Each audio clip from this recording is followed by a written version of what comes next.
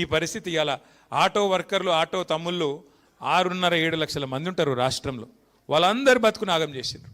ఇంకోటి మీదికెళ్ళేంది, మనం ఫ్రీ బస్సునే అద్దంటలేము. నువ్వు పెట్టు, ఫ్రీ బస్సు పెట్టు, ఇంకా ఎక్కువ పెట్టు బస్సులు, నేను అద్దంటలేను. కానీ వీళ్ళ పొట్టగొట్టుడు ఏంది నాకు అర్థం కాదు. వాళ్ళకి ఏం మాటలు ఇచ్చినావో నిలబెట్టు. నెలకు 1000 అంటివి, ఇంకేదో చెప్తా అంటివి, ఇంకేదో చెప్తివి. ఆఖరికి వాళ్ళు ఉన్న ప్రమాద బీమా కూడా తీసేస్తావు కదా.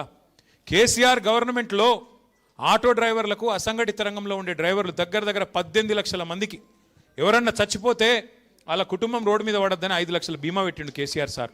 ఇలా దాన్ని కూడా తీసి పారేసిండు. గదేమన్నది నిన్ను అంటే ఇక కేసీఆర్ ఏం పెట్టినా తీసేయాలి గంతే. ఏం కట్టినా గొలగొట్టాలి, ఏం పెట్టినా తీసేయాలి. ఒక్కసారి మీరు ఆలోచన చేయండి. కేసీఆర్ గారు ఆ రోజు భవన నిర్మాణ కార్మికుల సంక్షేమ బోర్డు, లేబర్ వెల్ఫేర్ బోర్డు 27 లక్షల మంది కార్మికుల కోసం సంక్షేమ కార్యక్రమాలు చేసిండు కేసీఆర్ గారు.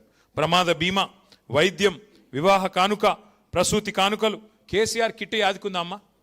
కేసీఆర్ కిట్ అంటే ఏమిటిది? అదేమన్నా కేసీఆర్ ఇంట్లో ఇచ్చుకునేటిదా? ఎవరన్నా ఆడపిల్ల పెళ్లి చేసుకుంటే 1,00,000 రూపాయలు మేనమామ లెక్క కళ్యాణ లక్ష్మి కింద ఇచ్చిండు. దానికి వీళ్ళు కొండంత రాగం తీసిండ్రు. 1,00,000 రూపాయలు ఏం సరిపోతే మేము తులం బంగారం ఇస్తామండి. మరి అలా బంగారం దుకాణం ఉద్ధరిస్తలేడా? ఎందుకు ఇస్తలేవు మరి బంగారం? తులం బంగారం ఏడవా? బంగారం కాదు, నేను ముందే చెప్పిన. వీళ్ళు మెడల పుస్తల తాడెత్తుకపోయే దొంగలు, వీళ్ళు మంచోళ్ళు కాదని చెప్పిన. మీరు కొంతమంది నమ్మిరు, కొంతమంది నమ్మలే. గసొంటి లంగలు వీళ్ళు. అట్లాంటి వాళ్ళు తులం బంగారం అని నరికినరు, ఇలా వచ్చి కూర్చున్నారు.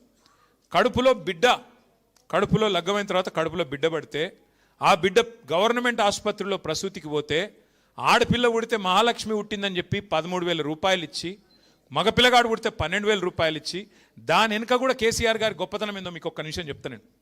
మేము అడిగిన మీ ప్రోగ్రాం పెట్టేటప్పుడు సార్ను, సార్ ఈ పైసలు ఇచ్చుడు ఎందుకు సార్? వాళ్ళ కేసీఆర్ కిట్ ఇచ్చి ఆ పిల్లగాలను ఆడుకునేందుకు గిల్కా, ఆ పౌడరు, ఆ నూనె, షాంపూ అవి ఇస్తే సరిపోతుంది కదా, బెడ్డు గిడ్డు అని మేము అడిగినాం. సార్ ఏం చెప్పిండు ఎరికేనా? పేద ఇండ్లల్లో పిల్ల ప్రసూతికి వచ్చేదాకా, రేపు తెల్లారి డెలివరీ అనేదాకా పనిచేస్తారు. దిక్కు లేక, పైసలు లేక, ఆమె పని చేయకపోతే కుటుంబం నడవక ఆగమవుతారు. ఆ పిల్ల పని చేసుకుంటూ పోతే బిడ్డ ఆరోగ్యం దెబ్బతింటుంది, తల్లి ఆరోగ్యం దెబ్బతింటుంది. అందుకే మాతా శిశు మరణాలు పెరుగుతాయి.